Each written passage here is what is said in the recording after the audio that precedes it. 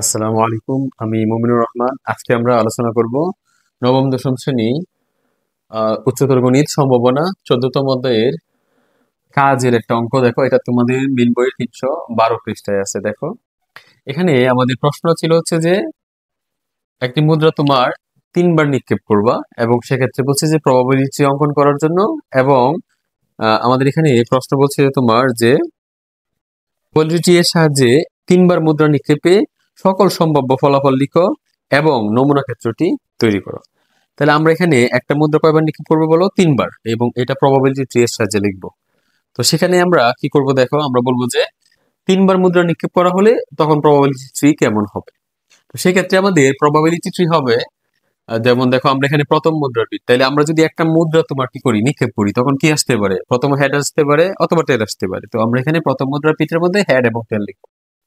তারপর দেখো, যদি আমি দ্বিতীয়বার নিক্ষেপ করি সেক্ষেত্রে কি হবে? সেক্ষেত্রে এই যে এখান থেকেও আমাদের হেড টেল, আবার এই তেল থেকেও কি আসবে? হেড টেল। তৃতীয়বার নিক্ষেপ করার সময় আমরা এখানে এই হেড থেকেও হেড টেল, এখান থেকে টেল থেকে হেড টেল, মানে প্রত্যেকটা থেকেই হেড টেল।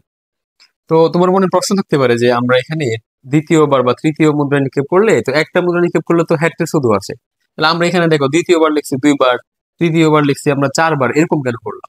তার কারণটা হচ্ছে তোমার, আমরা সম্ভাবনাতে কি করি দেখো, অর্থাৎ একটা দৈব পরীক্ষায় কি কি ফলাফল আসতে পারে একদম প্রথম থেকে নিয়ে, যেমন এখানে 3টা মুদ্রা যদি নিক্ষেপ করার কথা আমরা বলি, তাহলে এখানে 3টা মুদ্রায় কি হয় বলো? 3টা মুদ্রার মধ্যে তোমার আমরা প্রথমবার যখন নিক্ষেপ করি তখন হেডটেলে যে কোনো একটা কিছু আসতে পারে। দ্বিতীয়বার যখন নিক্ষেপ করি তখনও তো হেডটেলই আসবে না? ওই 4টা তো হওয়ার কথা না। 4টা কেন হইলো? তো সেখানে দেখো তুমি, যে আমাদের এখানে প্রথমবার যদি হেড আসে প্রথম মুদ্রায় তোমার, তারপরে দ্বিতীয় মুদ্রায় কি আসতে পারে? হেড বা টেল আসতে পারে। অথবা যদি ধরো প্রথম মুদ্রায় তোমার টেল এসে পড়লো, তো তখন কি হবে? তখনও তো দ্বিতীয়বার কি আসতে পারে? হেড বা টেল আসতে পারে। এই জন্য কিন্তু মূলত আমাদের এখানে 2বার লেখা লাগছে। তৃতীয়বার আমরা প্রত্যেকবার কেন লিখলাম? কারণ প্রথম মুদ্রায় হেড, দ্বিতীয় মুদ্রায়ও হেড, তারপরও তৃতীয়বার কি আসতে পারে? হেড টেল আসতে পারে। বা প্রথম মুদ্রায় হেড কিন্তু দ্বিতীয় মুদ্রায় টেল আসলো, তখনও তৃতীয়বার কি আসতে পারে? হেড টেল আসতে পারে। তো সাপোজ তোমার প্রথম মুদ্রায় হেড আসলোই না, তখন তো আবার এই দিকে যেতে হবে, তখন প্রথম মুদ্রায় টেল কিন্তু দ্বিতীয় মুদ্রায় হেড, তখনও তৃতীয় মুদ্রায় হেড টেল। প্রথম মুদ্রায় টেল, দ্বিতীয় মুদ্রায় তোমার যদি টেলে আসে তোমার সাপোজ, তাহলে তৃতীয়বার যদি আমি হিসাব করি সেক্ষেত্রে তৃতীয় মুদ্রায় কি আসতে পারে? হেড বা টেল আসতে পারে। এই জন্য আমাদের প্রত্যেক ক্ষেত্রে কি করতে হয়? এখানে লিখতে হয়, কারণ আমরা এই দৈব পরীক্ষার মধ্যে যতগুলা ফলাফল, সম্ভাব্য ফলাফল আছে, সবগুলোকে কিন্তু কি করতে হবে? এই প্রবাবিলিটি ট্রি এর মধ্যে প্রকাশ করতে হবে। তো আমাদের এখানে দেখো, আমরা এখন নমুনা ক্ষেত্রটি লিখবো। ওরা আমাদেরকে প্রশ্নে বলছিল কি দেখো, যে প্রশ্নে বলছে যে এটার সাহায্যে 3বার নিক্ষেপ করলে মুদ্রা তখন কি ফলাফল হবে, সম্ভাব্য সকল ফলাফল লেখার জন্য আমরা এখন ফলাফলটা লিখবো। এখন বলছে যে এবং নমুনা ক্ষেত্র তৈরি করো। তখন আমাদের এই যে সব ফলাফল আমরা এখানে প্রবাবিলিটির মধ্যে লিখলাম কি কি হতে পারে, এখন নমুনা ক্ষেত্র কি হবে? তো নমুনা ক্ষেত্র মানে কি? আমাদের এই যে সকল ফলাফলের সমাবেশ হবে। তো এখানে কি কি করছে দেখো তুমি, আমরা এখানে এটা দ্বিতীয় বন্ধনী দিয়ে প্রকাশ করবো। দেখো, প্রথম এইচ, তারপর এইচ, পরে এইচ, তার মানে এখানে নমুনা বিন্দুটি হবে এইচ এইচ এইচ। তারপরে এই যে এইচ এইচ, তারপর কি হবে? টি, তাহলে এইচ এইচ টি। তারপরে H T H, H T H, তারপর হচ্ছে তোমার এইচ টি টি। তো এখানে এইচ টি টি, এইচ টি টি, হ্যাঁ। তারপর টি এইচ এইচ, তারপর কি হবে তোমার? টি এইচ টি, টি টি এইচ, তারপর কি হবে? টি টি এবং টি। এখানে একটা দ্বিতীয় বন্ধনী দাও। এখানে নমুনা বিন্দু কয়টা দেখো, নমুনা বিন্দু কিন্তু 8টি। আচ্ছা, তো আমরা লিখবো যে এখানে নমুনা বিন্দু কয়টি বলো? এখানে নমুনা বিন্দু 8টি, অথবা মোট ফলাফল বলতে পারো তুমি, যে এখানে মোট ফলাফল কয়টি হয় বলো? মোট ফলাফল কিন্তু 8টি। ঠিক আছে, এখন আমরা পরবর্তী বিষয়ে যাবো। দেখো, ওরা পরবর্তীতে কি বলছে? ওরা পরবর্তীতে বলছে যে তোমাকে মুদ্রা তিনটিতে একই ফলাফল। এখন মুদ্রা তিনটিতে একই ফলাফলের কাহিনীটা যদি আমরা লিখি, দেখো মুদ্রা তিনটিতে একই ফলাফল। তো সেক্ষেত্রে আমাদের কি করতে হবে? আমাদের দেখতে হবে একই ফলাফল কোথায় কোথায় আসছে। দেখো, এখানে একই ফলাফল মানে কি? মানে 3টাতেই হেড অথবা 3টাতেই টেল। এটা আমাদের এখানে আছে 3টা একই ফলাফল, এখানেও 3টা একই ফলাফল। তাহলে আমরা লিখতে পারি এইচ এইচ এইচ, তারপর টি টি টি। এখানে নমুনা বিন্দু কয়টি বলতো? এখানে কিন্তু নমুনা বিন্দু আমাদের 2টি। তার মানে আমাদের মুদ্রা তিনটিতে একই ফলাফল আসবে এমন অনুকূল ফলাফল হচ্ছে কয়টি? 2টি। তো এখানে আমরা যদি দেখি, সুতরাং আমরা যদি পসিবিলিটি বলি, যে পসিবিলিটি অফ মুদ্রা তিনটিতে কি একই ফলাফল, মুদ্রা তিনটিতে একই ফলাফল, তাহলে সেক্ষেত্রে আমরা কি লিখতে পারি দেখো, সেক্ষেত্রে আমরা লিখবো আমাদের সমগ্র ফলাফল কয়টি, এই যে মোট ফলাফল কিন্তু 8টি, এটার নিচে, আর আমাদের অনুকূল মানে তিনটাতে একই ফলাফল আসার অনুকূল হচ্ছে 2টি, এর জন্য 2 হচ্ছে উপরে। আমরা যদি এখানে কাটাকাটি করি তাহলে 1/4, তার মানে এখানে এটা পসিবিলিটি হচ্ছে কি 1/4। তারপর সেকেন্ড প্রশ্ন দেখো, বলছে যে কমপক্ষে 2টি টি। তো আমরা লিখবো যে কমপক্ষে, পরের প্রশ্ন আমাদের কি বলছে যে কমপক্ষে 2টি আসার অনুকূল ফলাফল। সেক্ষেত্রে কি হবে দেখো,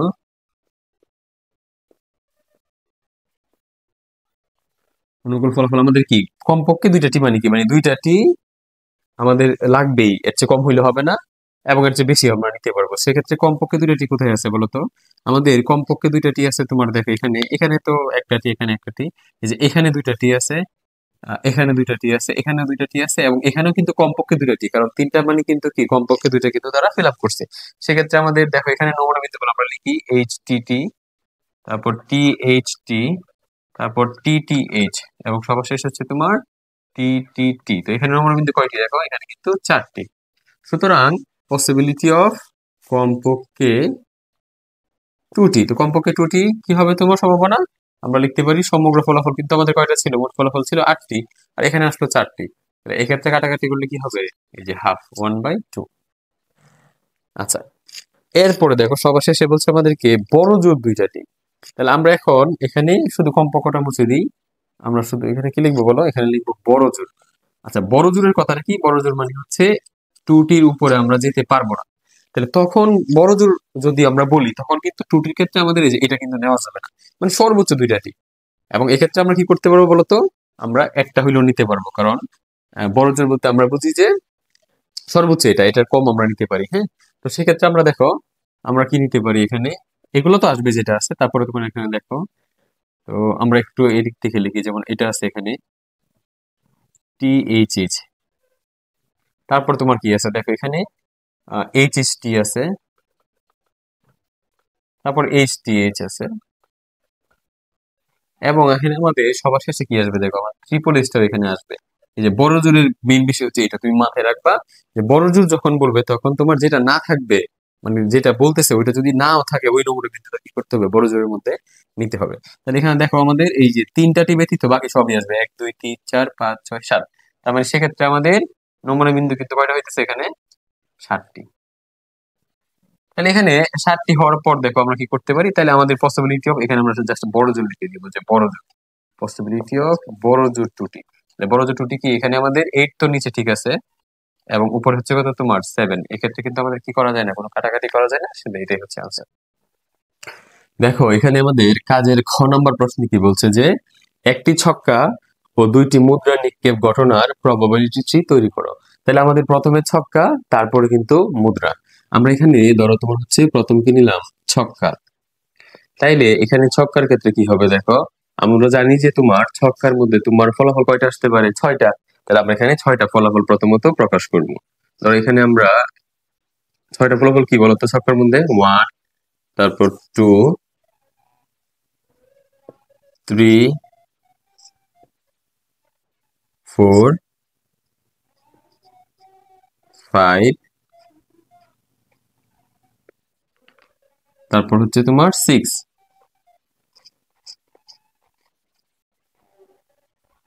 এখন এই 6টা ফলাফলের পর বলতেছে যে 2টা মুদ্রা, তার মানে প্রথম মুদ্রা এবং দ্বিতীয় মুদ্রা আমরা ফেলবো। সেক্ষেত্রে প্রথম মুদ্রার ক্ষেত্রে কি হবে দেখো, আমাদের এখানে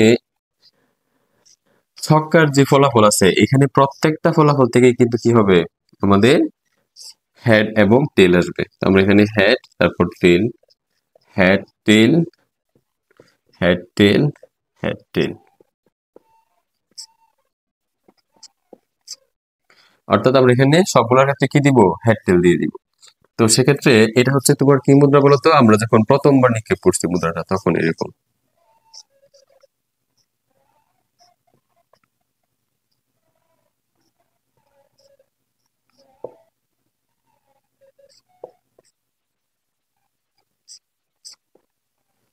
আমরা এখানে এটা প্রকাশ করার পর দেখো আমরা এখানে লিখে দিব যে প্রথম, এখানে লিখে দিব আমরা যে প্রথম মুদ্রা,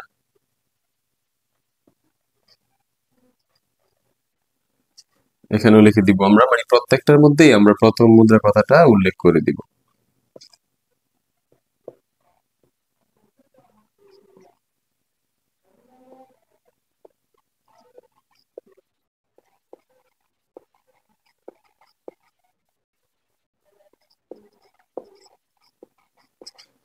এখন প্রথমবার নিক্ষেপ করার পর আমরা যখন আবার দ্বিতীয়টা নিক্ষেপ করব তখন কিন্তু আবার এই প্রত্যেকটা থেকে কি আসবে তোমার হেড টেল আসবে। তাহলে এখান থেকে আমাদের এই যে হেড টেল আসবে, তারপর এখান থেকেও তোমার কি আসবে হেড টেল আসবে। আমরা আগেও বলছি এই বিষয়টা নিয়ে যে আমরা এখানে বারবার লেখার কারণ হচ্ছে যে সম্পূর্ণ কাহিনীটাকে এখানে প্রকাশ করে, অর্থাৎ তোমার প্রথমবার যদি ছক্কায় ওয়ান আসে তারপরও দ্বিতীয়বার কি আসতে পারে হেড আসতে পারে, আবার দ্বিতীয়বার কি টেইলও আসতে পারে। তো সেক্ষেত্রে আমরা সবগুলা যত ঘটনা ঘটতে পারে যে আমরা যদি ছক্কা নিক্ষেপ করি এবং তারপর যদি তোমার মুদ্রা নিক্ষেপ করি দুইটা, তাহলে এখানে সবগুলাতে যেরকম যেরকম ফলাফল আসতে পারে সব রকমের ফলাফল কিন্তু আমরা এই প্রবাবিলিটি ট্রির মধ্যে আমরা প্রকাশ করব। সেক্ষেত্রে প্রত্যেকটা অংশ থেকে আমাদের কি দিতে হবে, এখানে আবার হেড টেল দিতে হবে।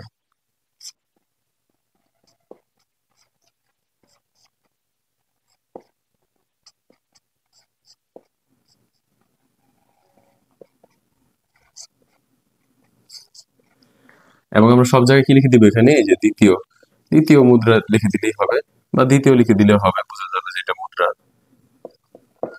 আমরা দ্বিতীয় মুদ্রা লিখে দিবা, হ্যাঁ।